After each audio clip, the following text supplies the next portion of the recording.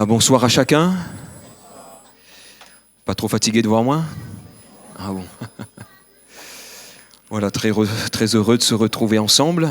Voilà, on m'a chargé aussi de vous communiquer que notre frère Michael, ce soir, il n'est pas des nôtres, il est sur la ville de Saint-Louis pour une action d'évangélisation, je crois que c'est au Gol. Donc voilà, il est là-bas ce soir pour prêcher le message de l'Évangile. Nous allons clôturer, entre guillemets, bien sûr, puisque toutes les prédications que nous pouvons entendre, toutes les prédications que nous pouvons préparer, elles ne sont jamais complètes. On peut toujours retravailler et travailler et travailler, puisque la parole de Dieu, c'est un livre si merveilleux, c'est un livre de l'esprit, et cette parole, elle se régénère d'elle-même lorsqu'on la lit, lorsqu'on va la méditer, lorsqu'on va aller dans les profondeurs même des Saintes Écritures, la parole, elle se renouvelle. Et même si nous connaissons parfois bien des miracles de Jésus, on relit par exemple les miracles de Jésus, et puis là, le Saint-Esprit nous communique encore une pensée, bien sûr toujours, et il faut que nous puissions regarder cela aussi avec le contexte dans lequel cela a été écrit, mais la parole, frères et sœurs, elle nous parle, alléluia, et depuis plus de 2000 ans, cette parole, elle n'a pas changé, et elle veut encore toucher nos cœurs et nos vies. Donc nous allons clôturer ce soir, entre guillemets, ce thème, RCUE, qui veut dire redevenir comme un enfant. Et la question que j'aimerais vous poser, frères et sœurs, est la suivante. Avez-vous grandi spirituellement depuis mardi? J'aurais dû te faire un truc.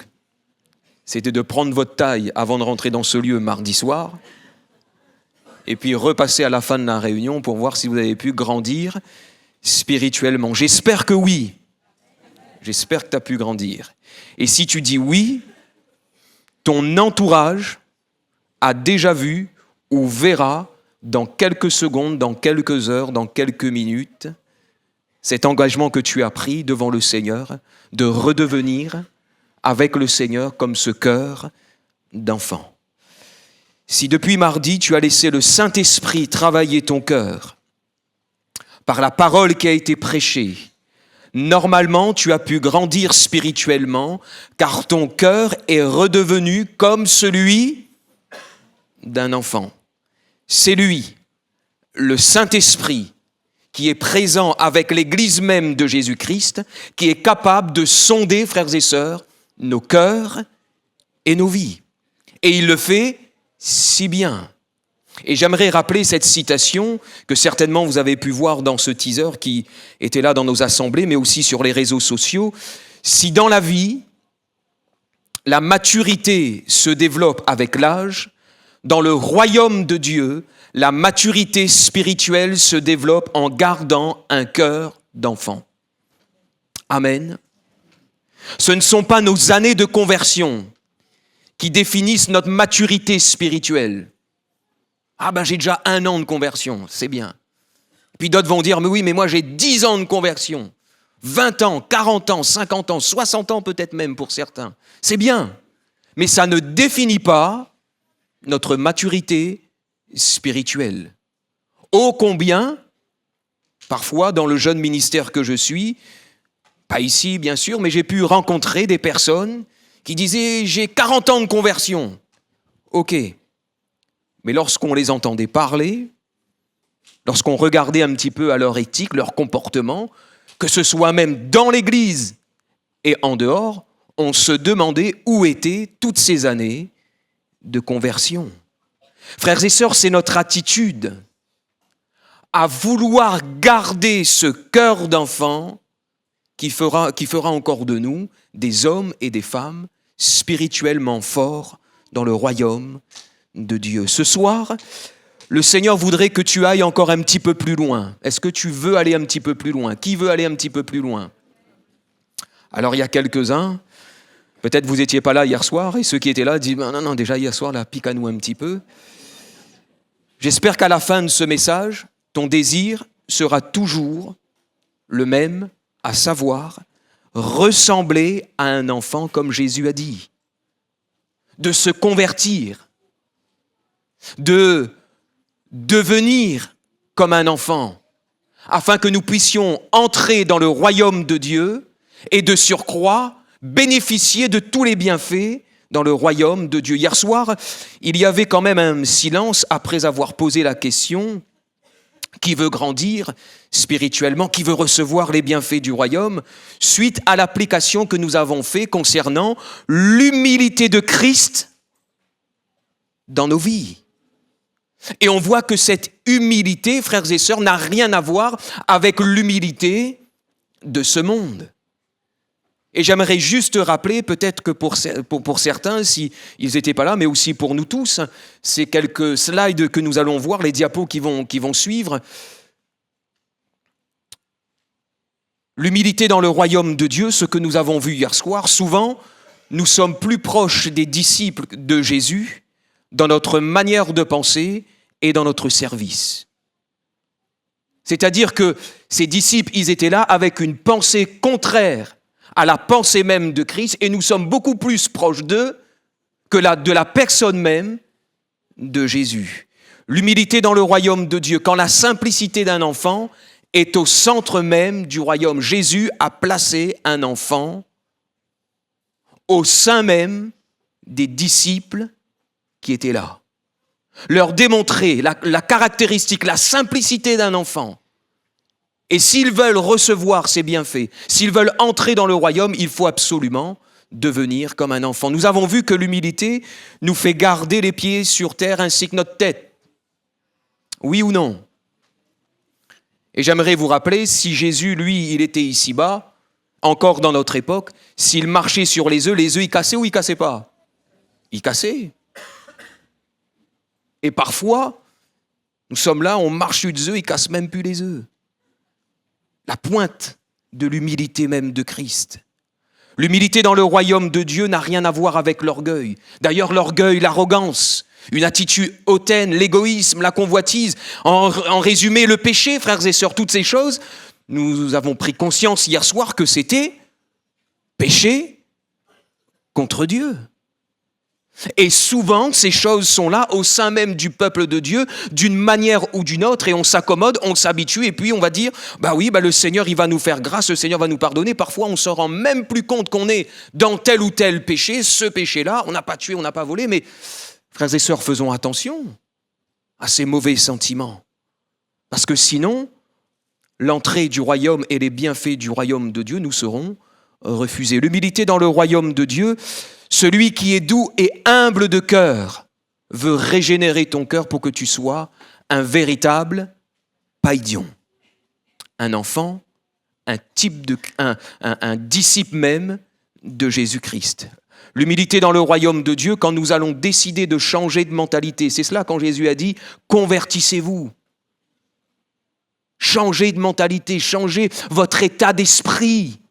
Parce que notre état d'esprit marqué par la chair n'est pas du tout la même mentalité dans le royaume, c'est pas du tout la même mentalité dans le royaume de Dieu. Quand nous allons décider de changer de mentalité, nous commencerons, alors devenez mes disciples, nous allons commencer à être un païdion. Les caractéristiques d'un enfant. Nous avons vu ensemble dépendance, pureté, simplicité hier soir, mais ce soir j'aimerais m'attarder avec vous sur ce point qui est là, l'enfant, il est prompt à pardonner. Alors pour cela, j'aimerais ce soir que nous puissions poser quelques petits calculs. Mais avant d'aller plus loin, je ne compte plus les fois où notre petite Nina est venue nous voir à la maison pour nous parler des frictions qu'elle avait eues à l'école avec ses copines. On ne compte plus les fois. Et nous étions là, bien sûr, en train de l'exhorter, la conseiller, il faut pardonner, il faut faire la paix, il faut se réconcilier. Et le soir, on lui demandait, alors, ça a été? Parfois, c'était rapide. Ça a été, je joue avec mes copines. Parfois, il fallait attendre le lendemain soir pour voir la réconciliation, pour voir le pardon. Mais ça ne tardait pas trop, hein. Et même, on a pu manger ensemble à la cantine. Et même, je vais l'inviter à mon anniversaire. La carte d'invitation de l'anniversaire était déjà prête.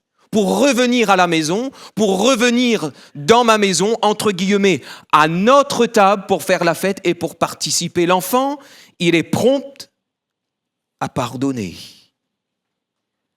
Avant donc d'entrer dans le vif du sujet, j'aimerais poser quelques calculs aux enfants scolarisés entre le CE1 et le CM2. Est-ce qu'il y a des enfants ce soir scolarisés entre le CE1 et le CM2? Un petit temps de révision.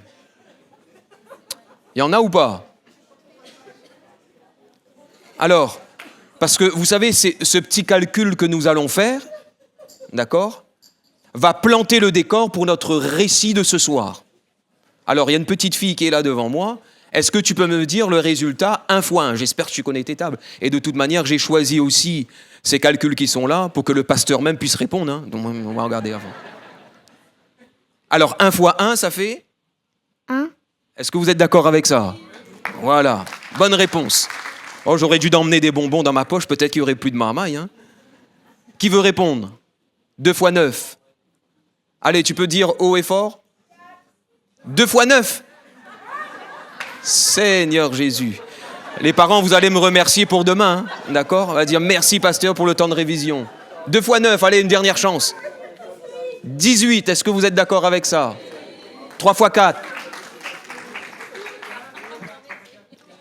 Tu es sûr? Ah, elle avait un petit temps d'hésitation quand même, hein? 3 fois 4, 12. D'accord. Et je vais te poser une question. 4 fois 8? 4 fois 8? Allez, 4 fois 8, combien?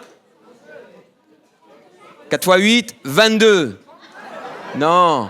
4 fois 8, 32. D'accord? Allez, un dernier calcul. 70 fois 7. Ça fait combien? Là, c'est les grands qui répondent. Hein. 490. Alors, je vous emmène avec moi. Pour les plus grands, normalement, est-ce que vous voyez où est-ce que je veux en venir? 70 fois 7. Ouvrons nos Bibles, s'il vous plaît, dans Matthieu. On reste dans Matthieu, chapitre 15.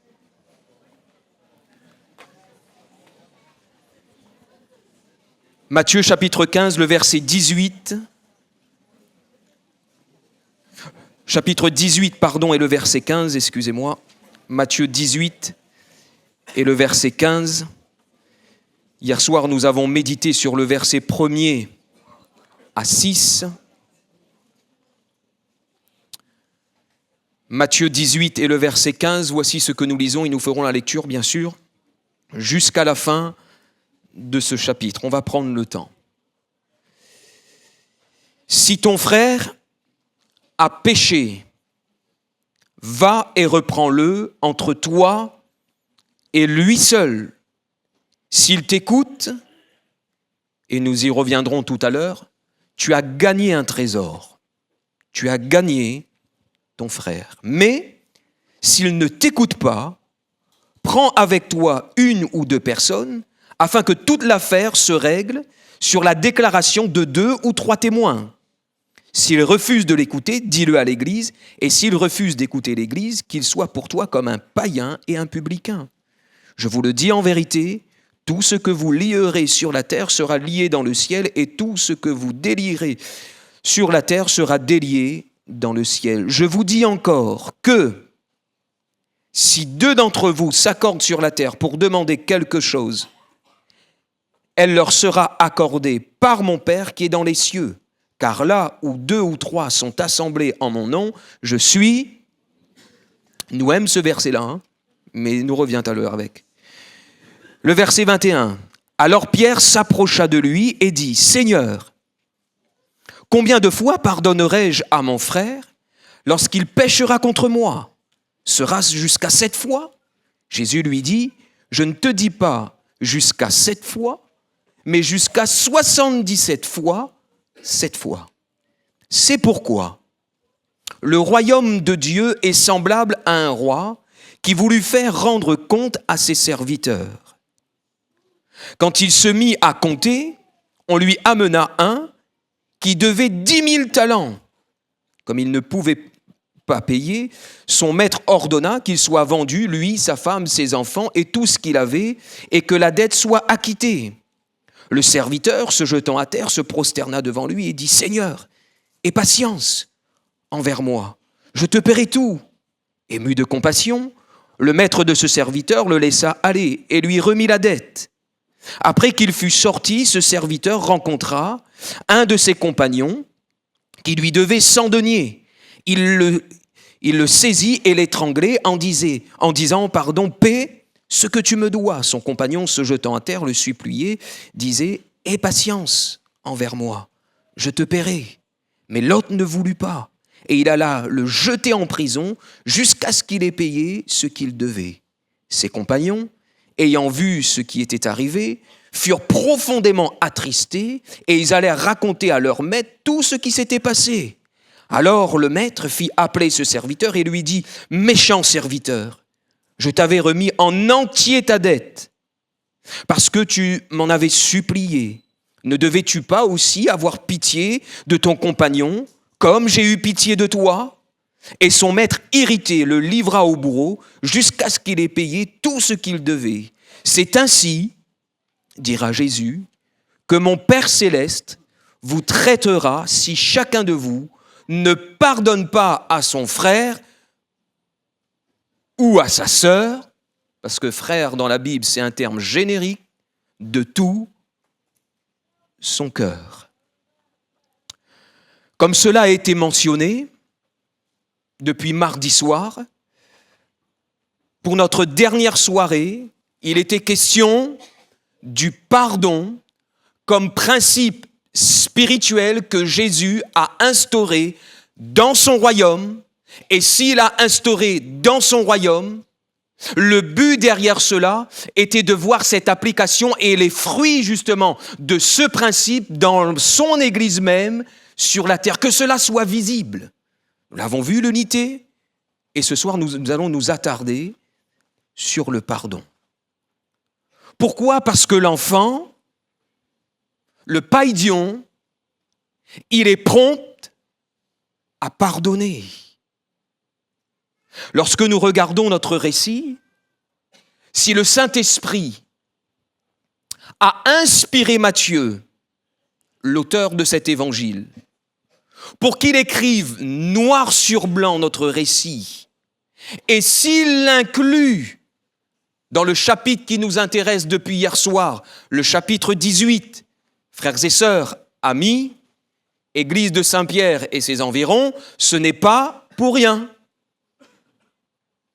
D'ailleurs, la parabole du verset 23 à 35, elle est propre même à Matthieu.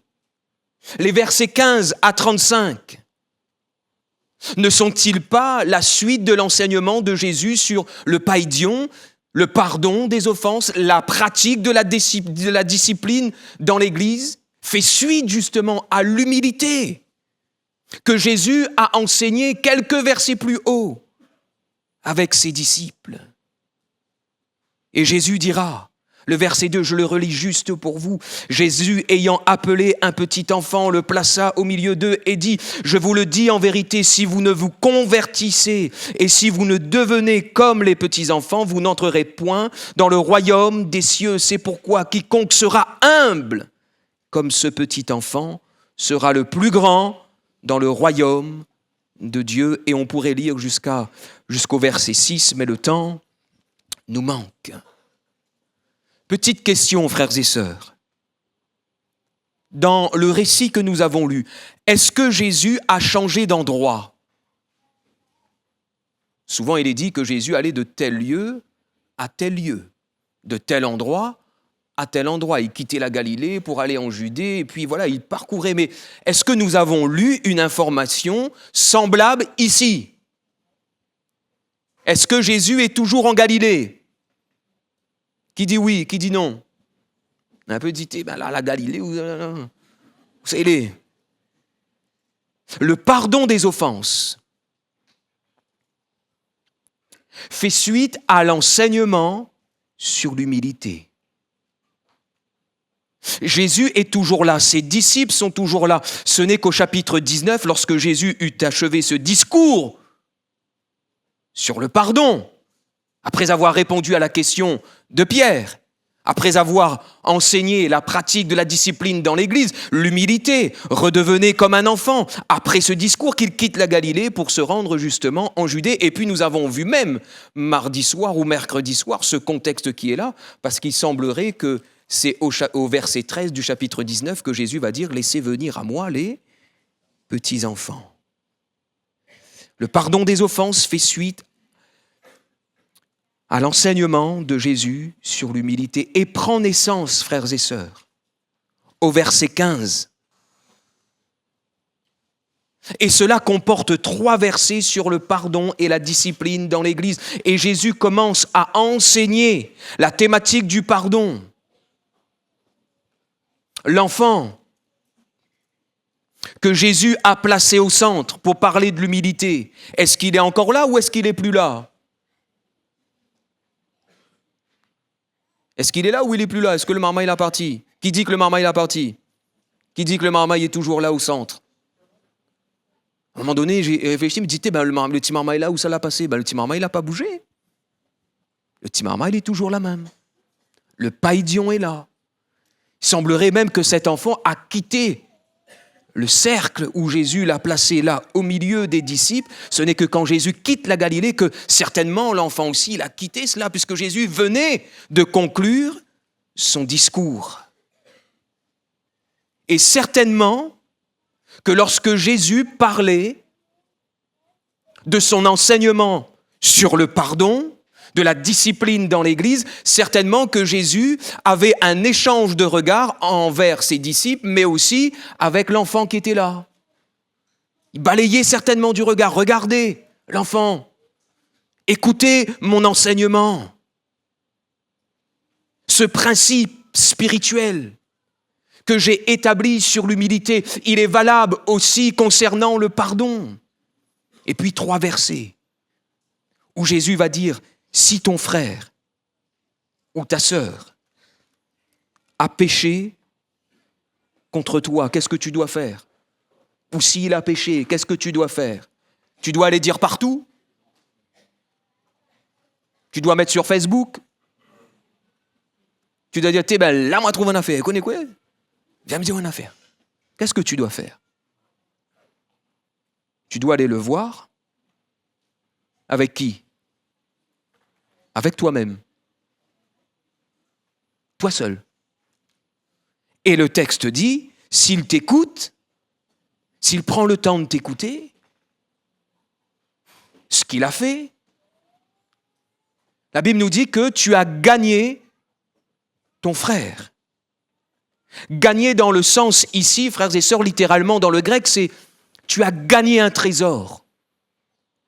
Tu as gagné comme une valeur inestimable ici. Tu as su retrouver même le cœur de ton frère.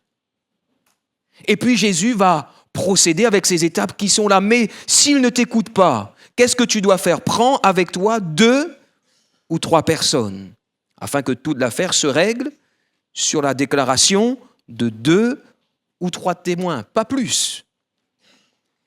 S'il refuse de t'écouter, s'il t'écoute, c'est bon, ça reste là. Hein. S'il t'écoute la première fois, ça reste entre toi et lui.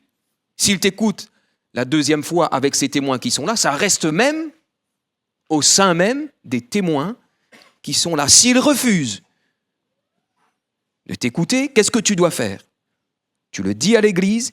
S'il refuse aussi d'écouter l'Église, s'il écoute l'Église, tu l'as gagné. S'il n'écoute pas l'Église, cependant, le texte nous dit qu'il soit pour toi comme un païen et un publicain. Et Jésus va déclarer, je vous le dis en vérité, tout ce que vous lierez sur la terre sera lié dans le ciel et tout ce que vous délierez sur la terre sera délié dans le ciel. C'est-à-dire que si vous respectez cette discipline qui est en marche, ce pardon qui est en marche, le Père sera avec vous.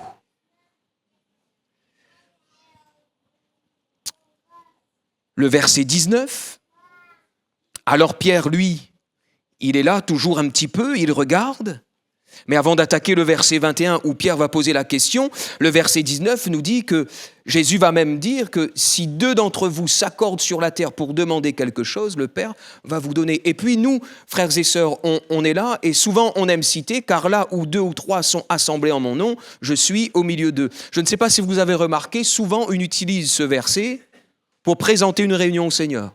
Oui ou non ? Est-ce que là, c'est pour présenter une réunion au Seigneur ? Pas forcément.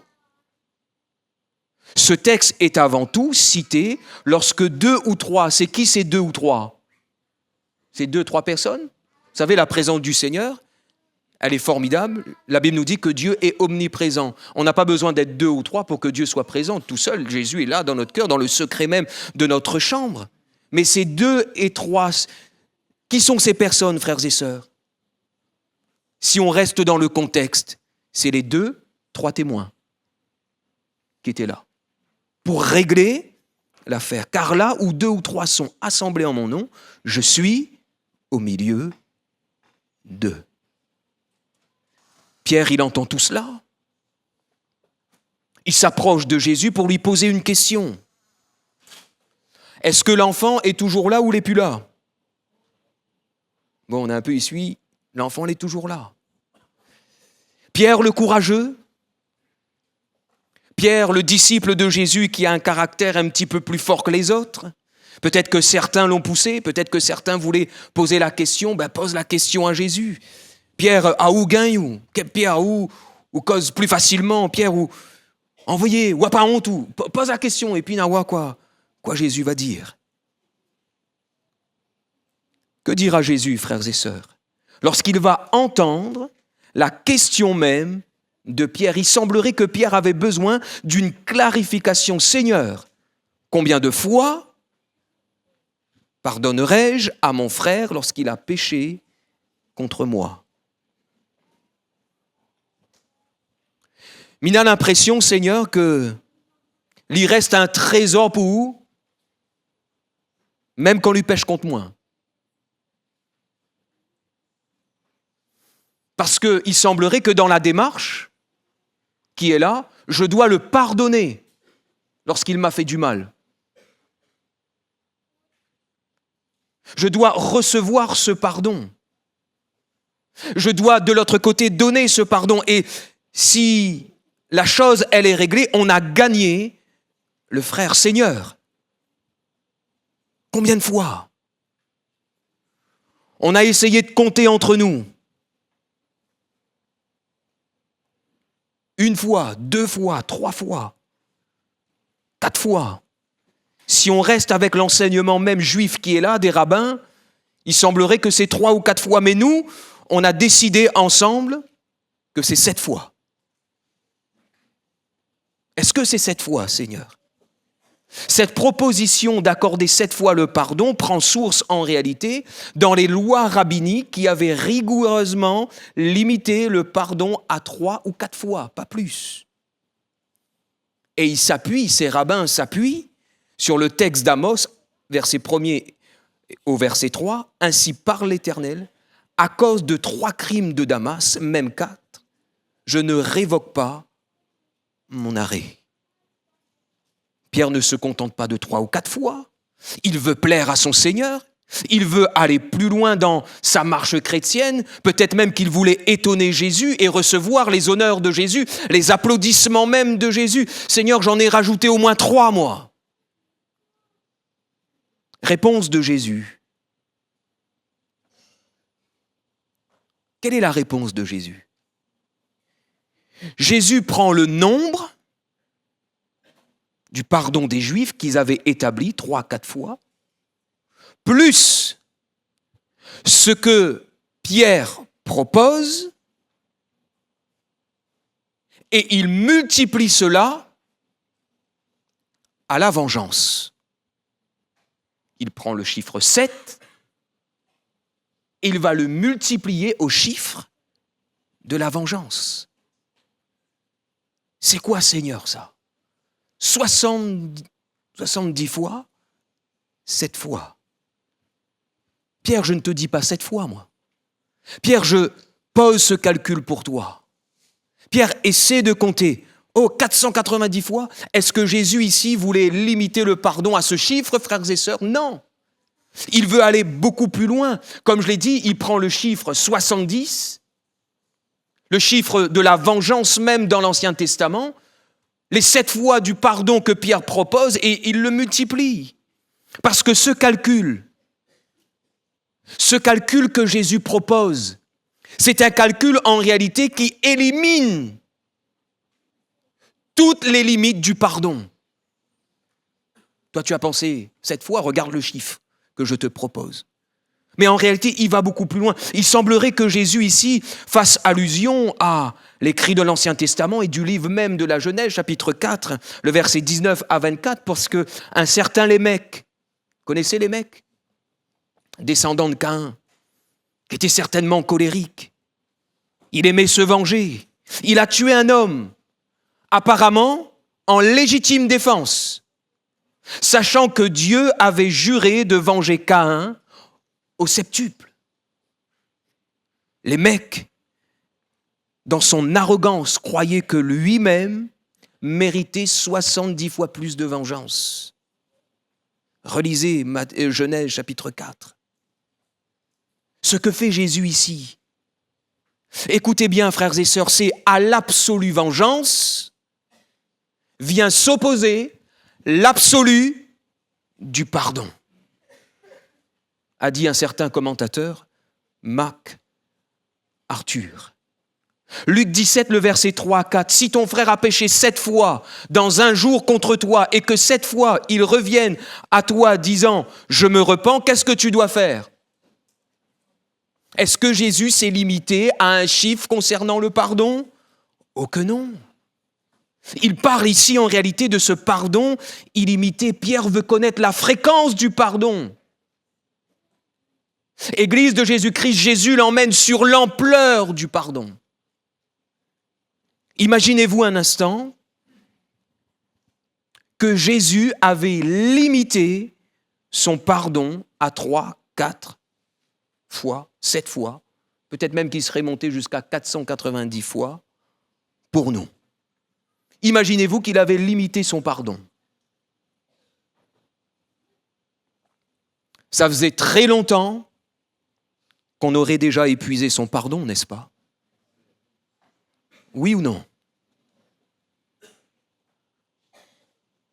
Jésus illustre cela par une parabole, parce que c'était à eux de connaître les mystères du royaume, de comprendre cela. Et puis Jésus va parler de ce roi qui, à un moment donné, sera là dans son palais, il va faire ses comptes. Il pose ses chiffres ici et là, et puis, à un moment donné, il voit que y a quelqu'un qui doit quand même une somme incalculable, pharaonique. Il appelle ce serviteur. Ce serviteur n'a pas de sous pour payer. Comment va-t-il s'y prendre? On va le vendre, on va vendre sa femme, on va vendre ses enfants, on va vendre tout ce qu'il avait, maison, poule, canard, chien, chat, cochon et tout ce qui s'ensuit. Et en entendant cela, lui qui devait 10 000 talents, une somme, frères et sœurs, à des millions d'euros, qu'est-ce qu'il fait? Il se jette par terre. Il s'humilie devant le roi. Il se prosterne et lui demande une grâce, une faveur. S'il te plaît, encore un petit peu de temps et patience envers moi. Je te paierai tout. Je vais te payer, je vais prendre le temps. Je ne sais pas comment, mais je vais prendre le temps. Et qu'est-ce qui se passe dans le cœur du roi à ce moment bien précis?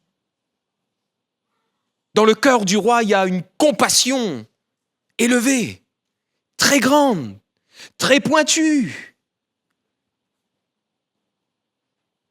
Malgré s'il y avait une somme considérable,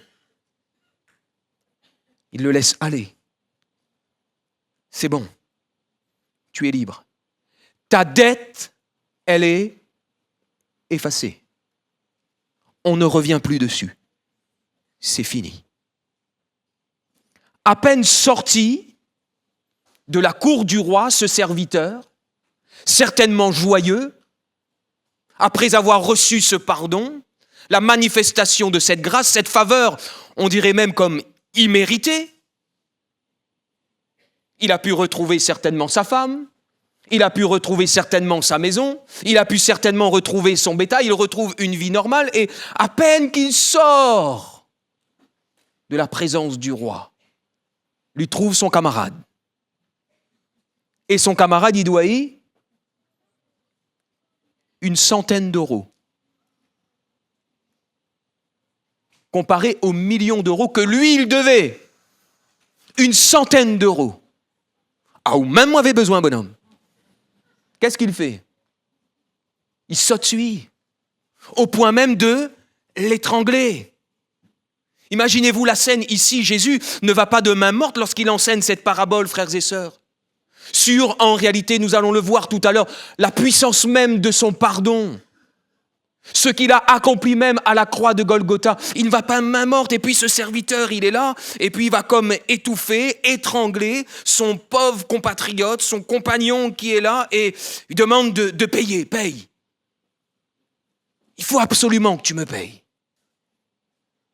Il le jette même en prison jusqu'à ce qu'il ait payé sa dette. Et lorsqu'on était en prison, on était privé de travail. Alors en prison, on pouvait accomplir quelques petits travaux ici et là, mais on prenait du temps pour payer sa dette.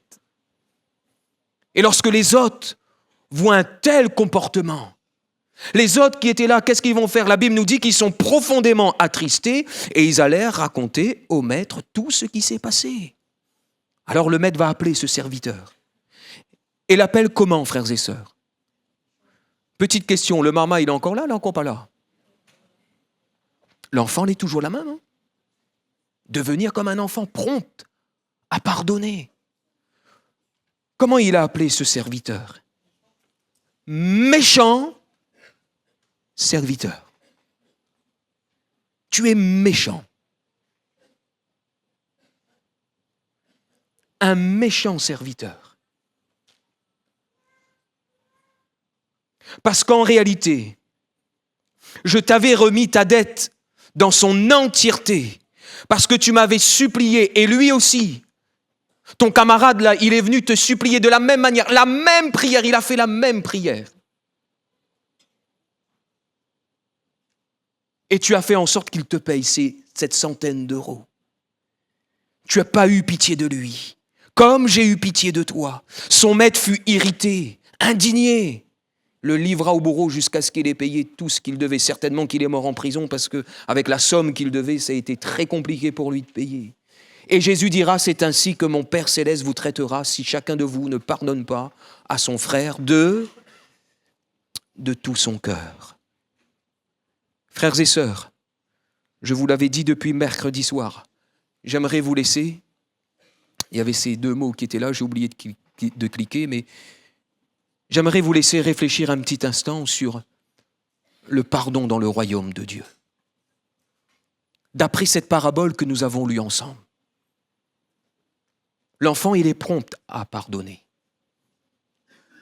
Ce soir, frères et sœurs, nous qui sommes là, est-ce que nous sommes prêts à pardonner, à vivre le pardon, selon le royaume de Dieu?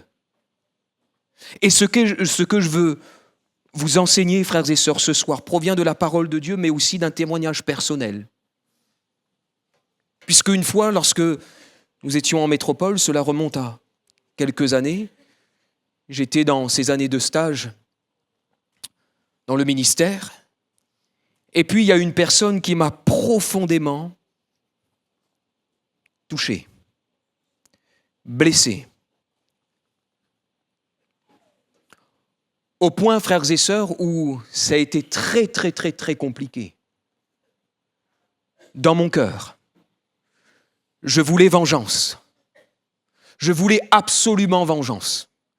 Pour moi, ce n'était pas possible qu'on puisse faire une telle chose.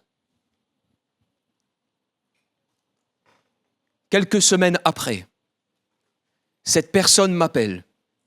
Elle était très loin de chez nous. Elle m'appelle et je décroche et j'entends « Nicolas », je ne réponds pas forcément, je lui dis « Tu peux parler, je t'écoute. Je te demande pardon. ne peut pas se voir là, c'est très compliqué. Physiquement, on est tellement éloignés. Je te demande pardon. Il dit, tu sais quoi, ton pardon, tu peux le prendre pour toi. Et j'ai raccroché. Et à partir de ce moment-là, frères et sœurs, j'étais dans la voiture, je me souviendrai de l'endroit. Il y a quelque chose qui s'est passé dans mon cœur. Il y a quelque chose qui s'est passé dans mon cœur. Il y a comme quelque chose qui s'est mis comme un fardeau, comme un poids sur mon cœur. Et j'ai pleuré. Et au lieu de rappeler, je suis resté campé sur mes positions, sur mon mauvais caractère, sur cette sorte de rébellion qui était là. Je ne voulais pas et j'ai continué ainsi. Cependant, il fallait continuer de prier le Seigneur. Il fallait continuer de vivre sa relation avec le Seigneur, mais c'était très compliqué. Vous savez, avec le Seigneur, on ne peut pas se voiler la face. Quand c'est compliqué, c'est compliqué. Et ça devenait encore de plus en plus compliqué lorsque je lisais le Saint-Livre. Pour moi-même. Et de plus en plus compliqué pour préparer un message pour l'Église. Je peux vous dire, frères et sœurs, c'est vrai, l'amour, j'ai mis de côté. Comment prêche l'amour? Parce que, ça pas prêche en affaire que m'y vit pas. Le pardon, encore moins. La réconciliation, encore moins. Mais comment prêcher la croix dans un message d'évangélisation sans la réconciliation, les bénéfices même de la croix?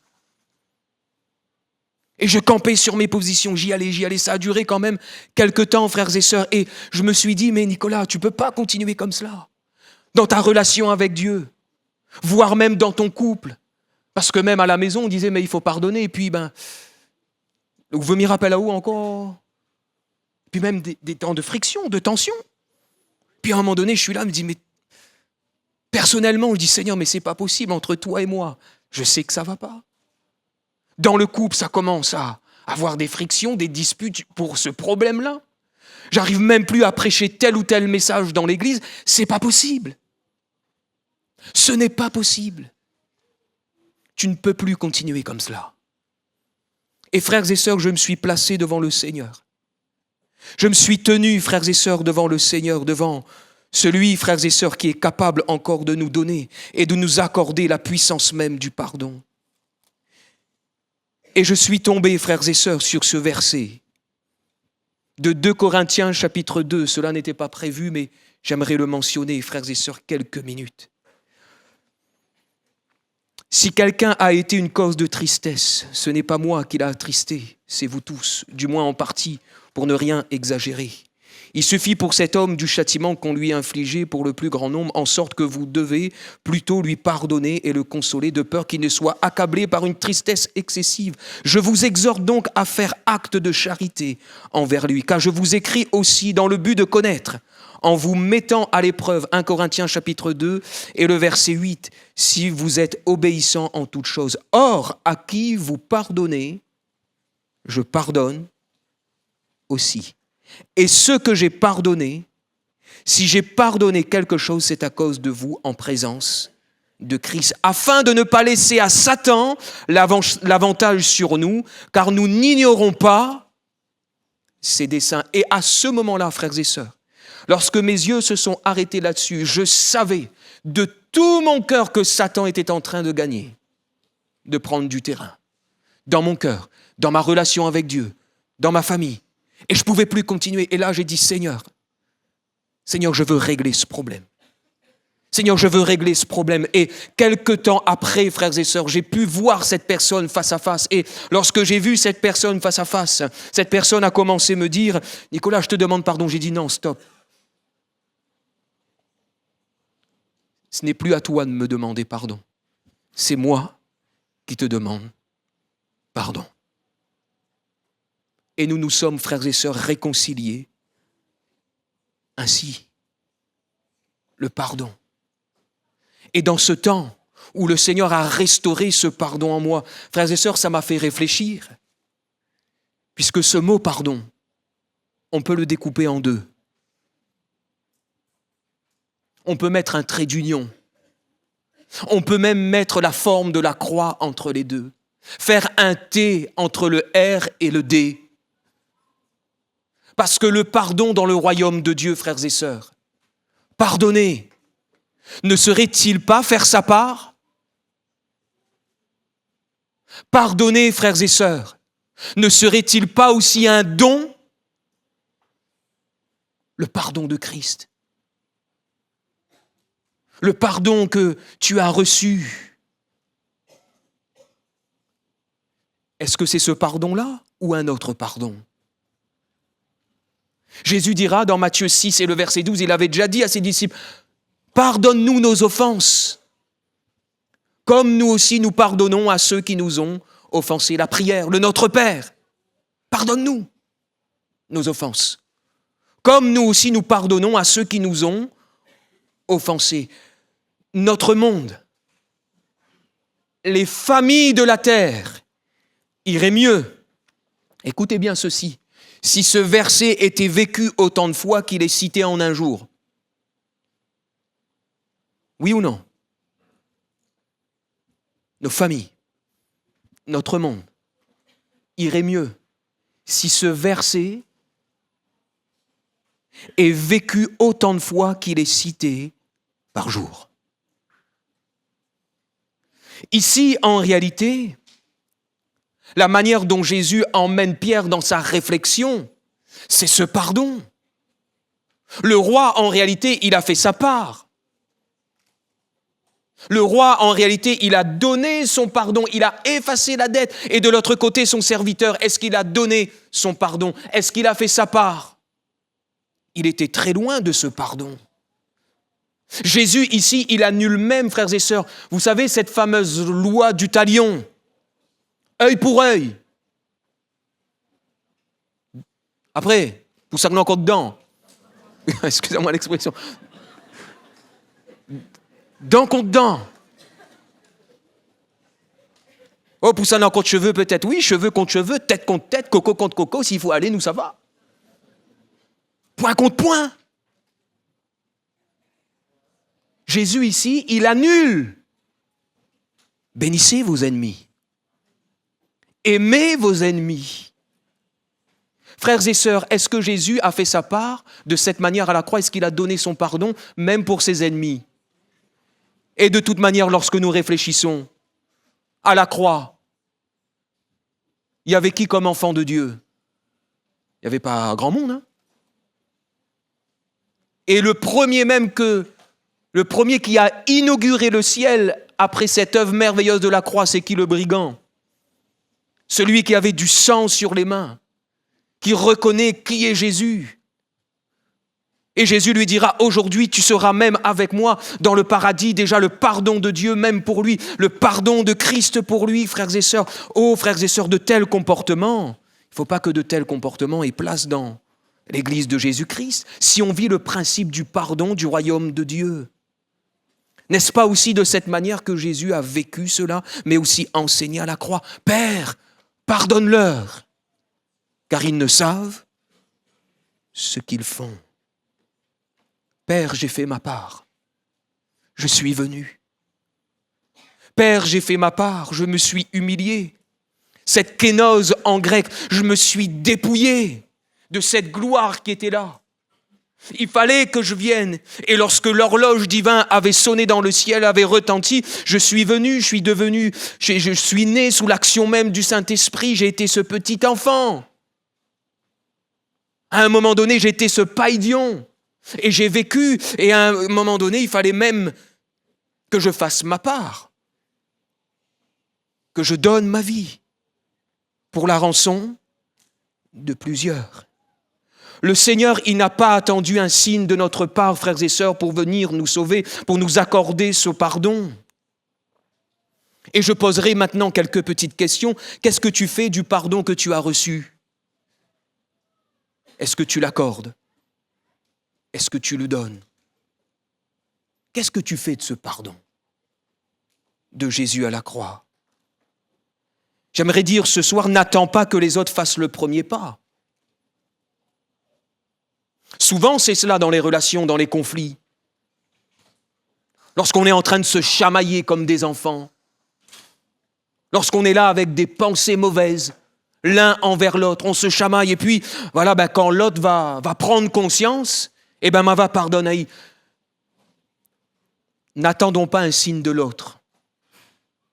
Et que tu sois offensé ou que tu sois l'offenseur, ça va loin le pardon de Dieu. Est-ce qu'il y en a de ceux ce soir qui veulent recevoir les bienfaits du royaume de Dieu? Il n'y a plus trop grand monde.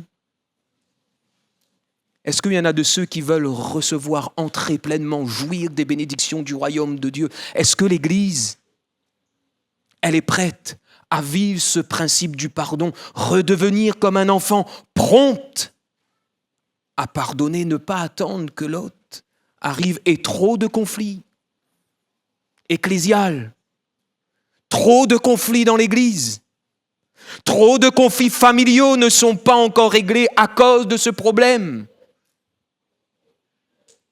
Alors peut-être que certains vont dire ce soir, mais c'est difficile d'entendre nos messages.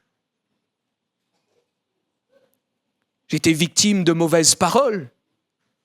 On m'a blessé. Et ce, dès mon jeune âge. Et je me suis construit avec ces paroles qui étaient là. J'ai subi des choses horribles dans mon enfance. Et c'est encore à moi d'aller vers la personne et de demander pardon. J'ai vécu des choses dramatiques dans ma famille, dans mon travail, dans mon voisinage. Et c'est encore à moi de faire le premier pas. Je te dirai ce soir de la part du Saint-Esprit, oui.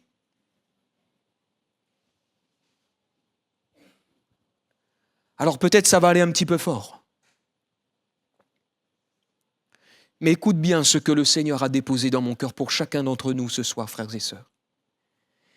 Si le pardon de la croix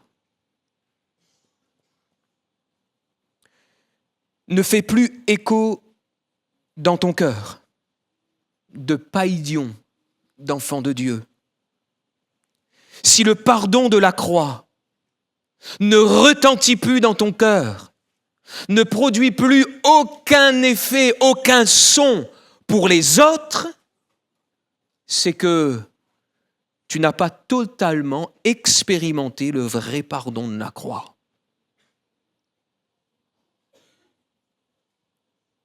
Tu n'as pas totalement expérimenté le vrai pardon de la croix. Priez pour chacun d'entre nous ce soir, frères et sœurs. Il faut que ce sentiment de vengeance tombe ce soir.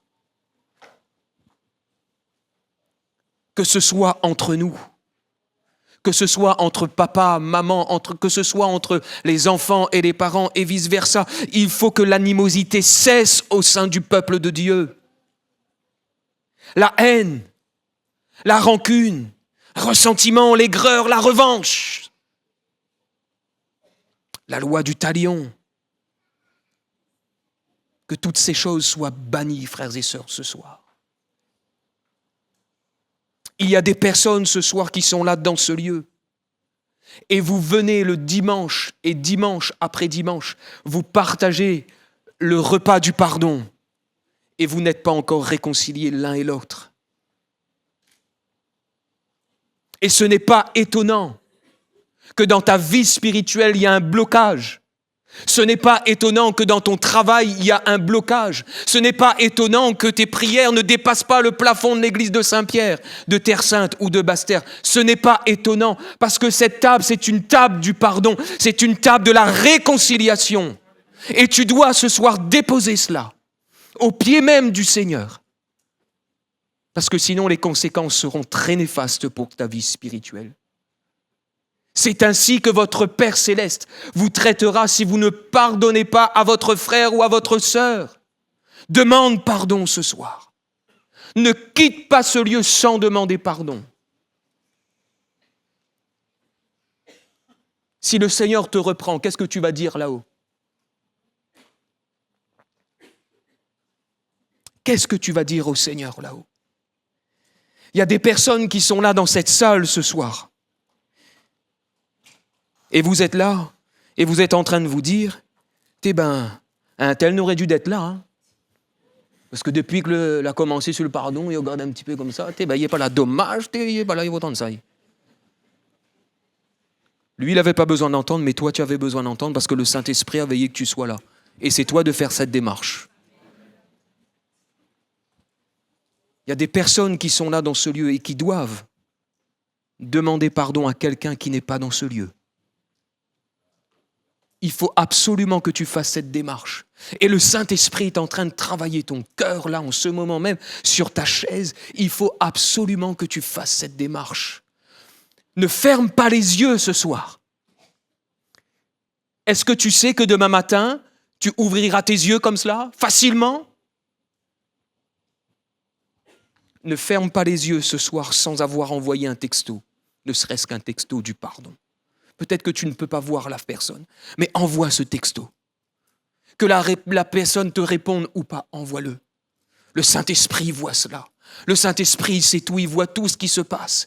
Il connaît ton cœur, il travaille ton cœur. Et si tu fais cette démarche, il va la voir, cette démarche. Il va honorer ta démarche. Et que l'autre accepte ou pas, tu seras libre devant le Seigneur. Alléluia. Et ce pardon, frères et sœurs, le pardon que le Seigneur nous donne, c'est un pardon divin. Peut-être que pour une personne, c'est très compliqué parce que humainement, c'est impossible. Oui, humainement, il y a des pardons qui sont comme impossibles. Il y a des choses qui nous touchent, frères et sœurs, où c'est comme impossible à pardonner. J'ai même vécu, je dis Seigneur, mais il n'est pas possible. Le pardon, il est divin. Alléluia. L'Église de Jésus-Christ. Excusez-moi l'expression, mais le Jésus de la mission, c'est un Jésus qui pardonne, qui a fait sa part et qui donne. Et il veut le voir aussi, frères et sœurs, dans la vie de son Église. Trop de blocages spirituels. Trop. Qui veut redevenir comme un enfant ? Qui veut redécouvrir ce cœur d'enfant ? Il faut absolument pardonner. Alors on va un instant courber nos têtes. Il y a des personnes qui sont là ce soir. Vous avez pardonné, mais c'était un demi-pardon. C'était un demi-pardon dans le sens où c'est un pardon charnel. M'y pardonne, moi pardonne à où, mais Jésus, lorsqu'il t'a pardonné, il n'a pas mis un mais. Parfois, simplement, frères et sœurs, pour des broutilles, on ne se pardonne pas les uns les autres. Lui, ce serviteur, il n'avait qu'une centaine d'euros. Hein. Il devait qu'une centaine d'euros. Et lui, avec le roi, il devait des milliers d'euros. Oh, envers Jésus, on devait quand même pas mal. Hein. Et personne ne pouvait payer ce prix. Il a fait sa part et il a donné son pardon. Et entre nous, frères et sœurs, là, sur la terre, parfois parfois même pour un bout de terrain. Pour 1 mètre de terrain. Il ne pardonne pas. Vengeance. Parfois pour un malentendu. Parfois même pour quelques euros. Et on pourrait encore continuer ainsi. Parfois pour rien. Et le Saint-Esprit, ce soir, il nous demande de nous pardonner les uns les autres, de faire cette démarche. Le demi-pardon n'existe pas avec Dieu. Ce mi pardonao, mais Jésus voudrait ce soir que tu ailles même redemander pardon à la personne et que tu fasses même cette démarche. Oh oui, tu avais entendu mon pardon, tu l'as entendu, mais dans mon cœur, le Seigneur, il connaît mon cœur et il a sondé mon cœur. Et le Saint-Esprit m'a démontré que ce pardon était qu'à moitié. Toi, peut-être que tu as entendu un pardon entier, mais dans mon cœur, c'était à moitié. Alors, je fais cette démarche et je viens te demander à nouveau pardon d'un cœur sincère. Je te demande pardon de tout mon cœur. Et je veux effacer cela. Frères et sœurs, combien de fois le Seigneur nous a pardonné depuis le jour de notre conversion ? Combien de fois ? Combien de fois Jésus nous a pardonné depuis notre conversion jusque-là, ce soir? Combien de fois? Nombreuses sont les fois. Et toi? Qu'est-ce que tu fais de ce pardon? Éphésiens, nos yeux sont courbés, Éphésiens chapitre 4 et le verset 31. Que toute amertume, peut-être même le verset 30, n'attristez pas le Saint-Esprit. Le Saint-Esprit de Dieu, par lequel vous avez été scellés pour le jour de la rédemption. Que toute amertume, toute animosité, toute colère, toute clameur, toute calomnie et toute espèce de méchanceté disparaissent au milieu de vous. Frères et sœurs, comment le Seigneur, c'est un moment solennel, frères et sœurs, comment le Seigneur nous appelle ce soir? D'après ce qu'il voit dans notre cœur, est-ce qu'il voit un cœur de païdion, d'enfant? Ou est-ce qu'il nous voit comme ce serviteur et il est obligé de nous dire méchant? Est-ce que c'est ce titre-là qui résonne dans le ciel lorsque Jésus nous regarde? Quel est le titre qui résonne dans le ciel lorsque Jésus te regarde? Je prie que de l'autre côté, c'est ce titre-là, bon et fidèle, serviteur. Peut-être qu'en ce moment, tu es méchant. Que ces choses, en réalité, disparaissent du milieu de vous. Soyez bons les uns envers les autres, compatissants, vous pardonnant réciproquement, comme qui? Comme Dieu vous a pardonné en Christ. C'est ce pardon du royaume. Alléluia. C'est ce pardon du royaume. Alors ce soir, frères et sœurs, c'est peut-être que ça serait bien de conclure ce thème ainsi. On aura un temps de prière. Mais ça serait bien aussi de laisser le Saint-Esprit continuer de travailler nos cœurs, nos vies. Certainement qu'il y en a de ceux qui doivent demander pardon à leur épouse, ou à leur époux, ou à leurs enfants, ou à leurs parents, ou tu dois demander pardon à papy ou à mamie, ou à un membre, ton frère, ta sœur de sang. Il faut faire cette démarche. Un frère, une sœur en Christ.